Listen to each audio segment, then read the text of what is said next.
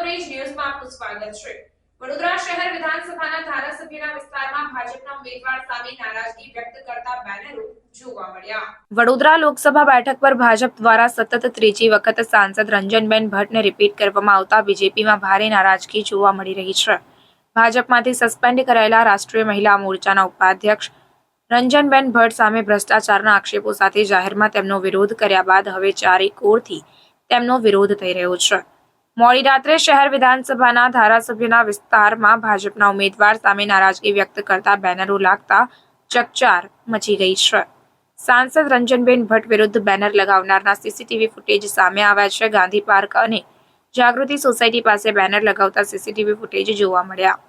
Eco કારમાંથી ઉતરી બે યુવાનો સોસાયટીની બહાર બેનર લગાવતા નજરે પડ્યા। બે યુવાનો સીસીટીવી કેમેરામાં બેનર લઈને કારમાંથી ઉતરતા જોવા મળી રહ્યા છે। અન્ય બે બાઇક સવાર યુવાનો પણ તેમની સાથે જોવા મળી રહ્યા છે। બેનર લગાવનાર જાણીતો યુવા ચહેરો હોવાની ચર્ચા છે, ત્યારે ક્રાઇમ બ્રાન્ચે બેનર લગાડનાર યુવા ચહેરાની શોધખોળ શરૂ કરી છે।